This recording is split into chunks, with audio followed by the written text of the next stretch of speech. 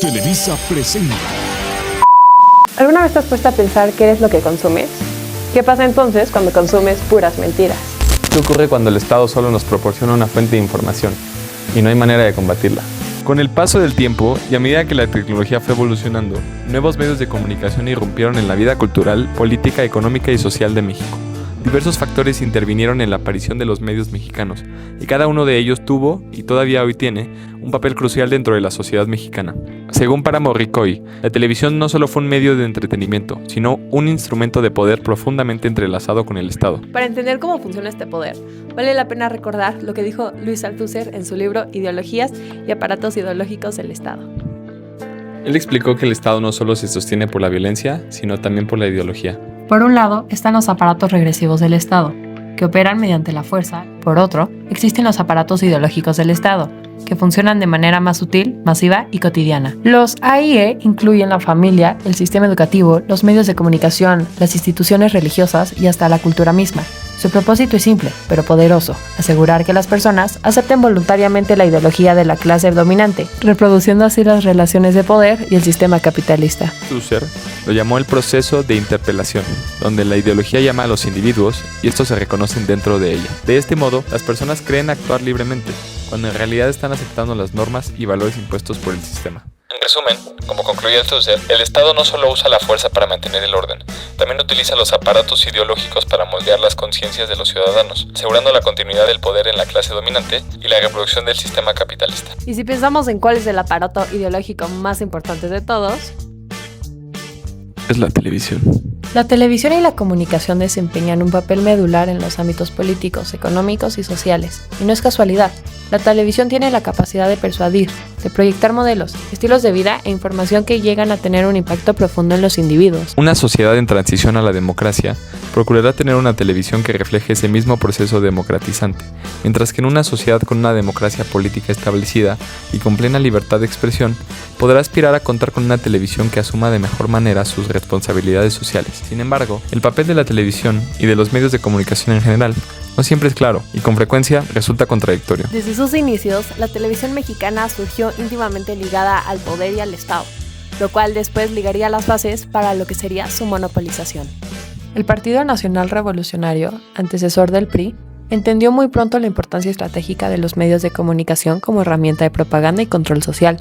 Por ello, financió los primeros experimentos televisivos de Javier Stavoli y Miguel Fonseca, y más tarde impulsó el desarrollo tecnológico del ingeniero Guillermo González Camarena, quien incluso contó con patrocinio estatal y de empresarios como Emilio Azcárraga Vidarrueta. Durante la presidencia de Miguel Alemán, el Estado tomó una decisión crucial: adoptar el modelo comercial estadounidense de televisión, relegando el modelo público británico. Esta elección significó que el desarrollo de la televisión quedaría en manos del sector privado, pero bajo una estrecha colaboración con el gobierno, que otorgaba las concesiones y licencias. Alemán favoreció a empresarios cercanos, como Rómulo O'Farrill, quien obtuvo la primera licencia de televisión, con apoyo político directo del presidente. Detrás de esa decisión había claros intereses de poder, ya que Alemán deseaba participar en el negocio mediático sin exponerse públicamente.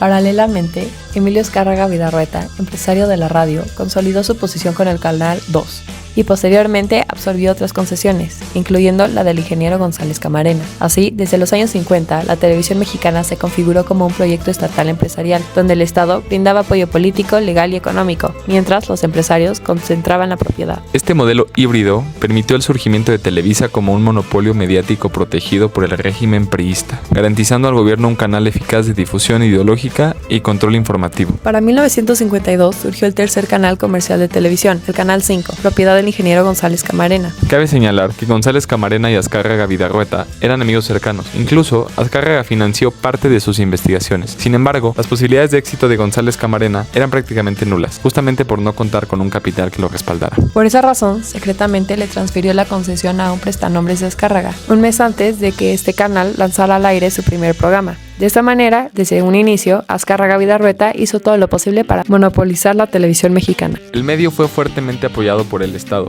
Una legislación favorable le permitió expandirse exitosamente en un corto tiempo. Para 1959, 20 de las 32 entidades federativas ya tenían acceso a la televisión. Esto dejó a la televisión mexicana en un sistema centralizado, dependiente del Estado y dominado por un reducido grupo económico.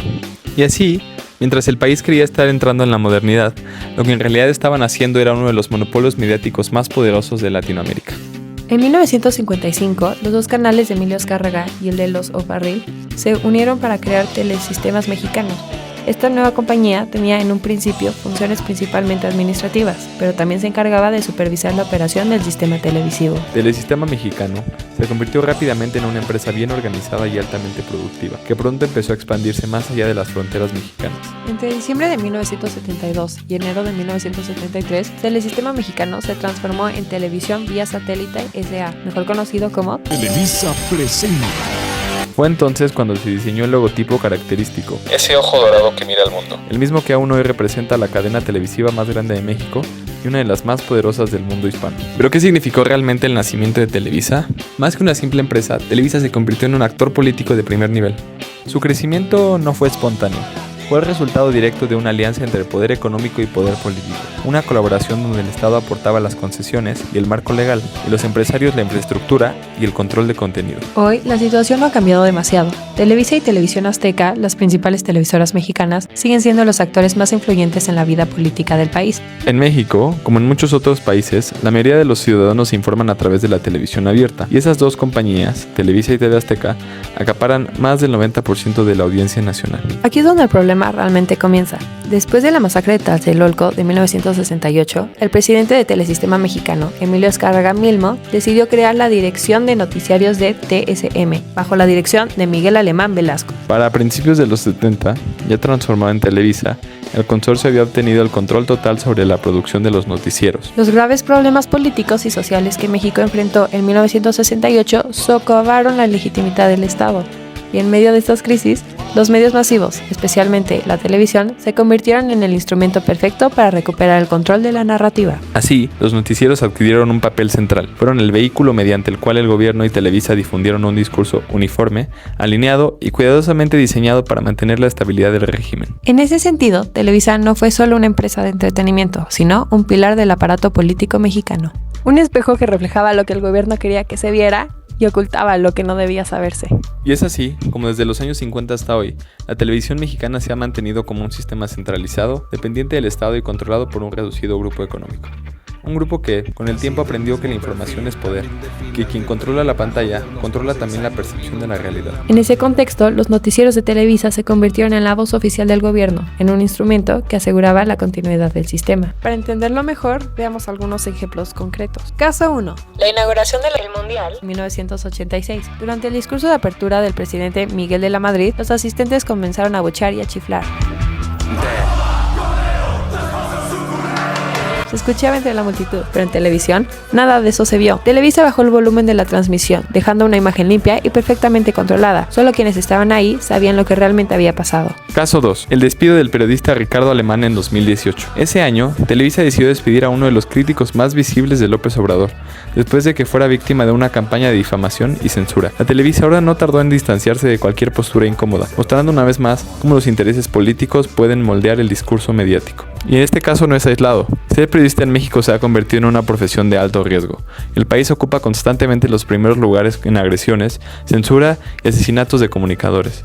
Cada voz que se apaga, cada periodista silenciado por la violencia o el miedo, debilita la libertad de prensa y fortalece el poder que busca controlar la narrativa. Cuando no hay más voceros, cuando los pocos que se atreven a hablar son amedrentados, perseguidos o eliminados, el resultado es devastador.